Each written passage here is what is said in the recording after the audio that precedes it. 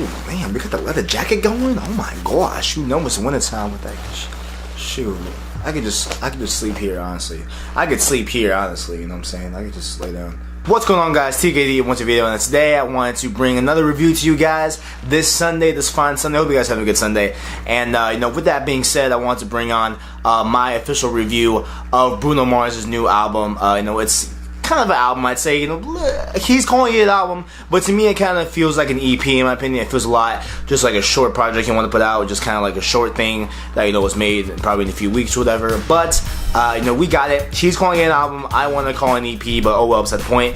This is going to be the review of 24K Magic by Bruno Mars. Now, the reason why I say this feels like more of an EP as opposed to an album is because that, you know, just the length of it, right? This is about, I think it's 9 tracks long, and it runs like 33 minutes. It's like just over half an hour, right? So it's not that lengthy of an album. But with that being said, I feel like that, you know, is kind of one of its, you know, attributes in a way. Just because, like, you know, just this week, actually, we got The Weeknd's album, and his is 18 tracks long. Don't get me wrong, that's also not a negative.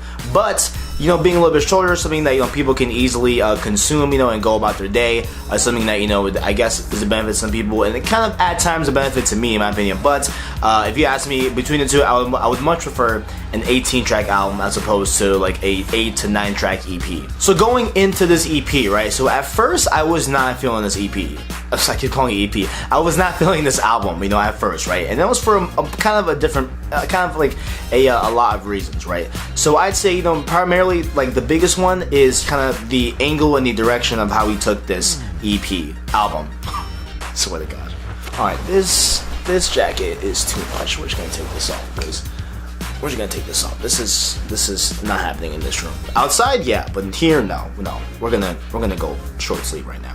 Alright, so going into it, I feel like, you know, just this whole thing, right? So it, you know, it's in the description, right? You know, they've already established this. He's laid this out, that this album is supposed to recreate that 50s, you know, that kind of old style pop vibe to it, right? Just that kind of old feel of it. And when you listen to it, you can definitely hear it, right? This definitely has, you know, a very much of a 1950s kind of vibe to the music, right? A little bit later than that, but I'd say, you know, primarily in that 50s echelon, right? So it definitely has that type of feel to it, that type of grab to it, and then the way he's singing and a lot of the songs, it definitely does feel like an album, you know, from that era, right? This nice upbeat, you know, keep it going, dancing, you know, very much, you know, like a 50s vibe to it, and that's not anything wrong with it. But in my opinion, I just feel like, at least with me personally, you know, me being born in 1998, me only being 18 years old, right? I just feel like, you know, I can appreciate it, but I cannot listen to it, like, you know, to an extended point, right?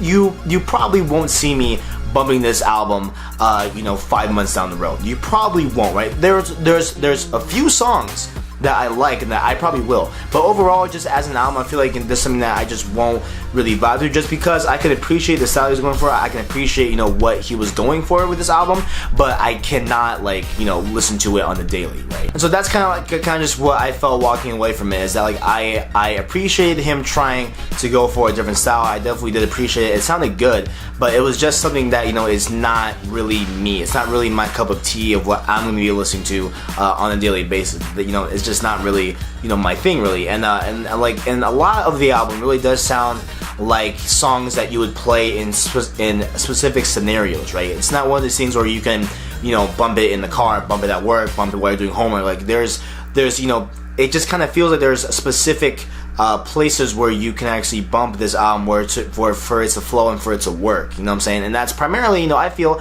maybe in the club, you know, there are definitely some club bangers in this, you know what I'm saying, with Finesse primarily. That song is dope, but you know, I mean, just this album is very much a unique album. It's very, very unique. It's probably one of the most unique albums we have. So going through the album, you know, in my opinion, right, so when I first started, I was not feeling it, right? And it's primarily the first, you know, 3 to 4 tracks.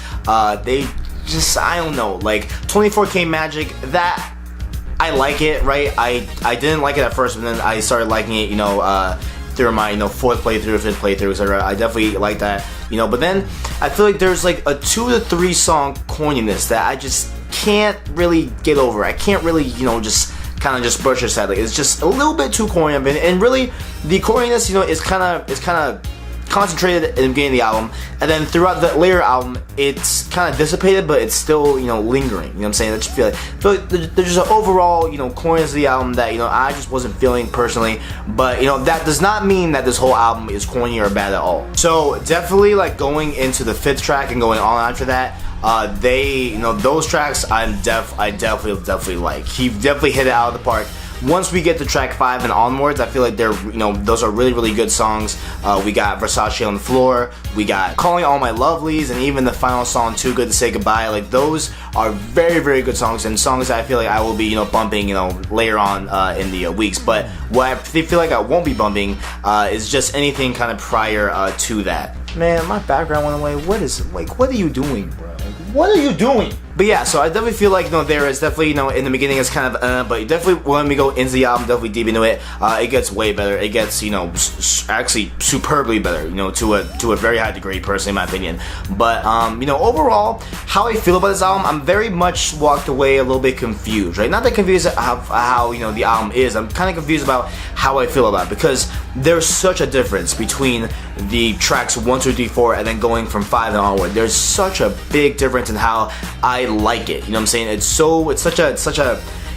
as if like there's like a fake crease, you know, that you're like meant to split, but someone forgot to split the album. So like, kind of feels like there's just this extra like demo tracks that are on in the first beginning, besides the first track. You know, just keep that in mind. Besides that, but it just feels like, you know, the first 4 tracks were meant to be cut, but then the 5 tracks after that were, you know, totally meant to be on this album. That's just how, you know, I don't know. So I'm definitely very much confused. Like, I don't even know if I would recommend it personally. I feel like, you know, I could see, you know, someone going to like Apple Music or Spotify and just listening to, you know, a few of the tracks, but I don't really feel like I'd recommend this to purchase, honestly, in my opinion. But with that being said, I really do feel like, you know, Mr. Bruno Mars did a really good job on this album. You know, it was very good, well crafted.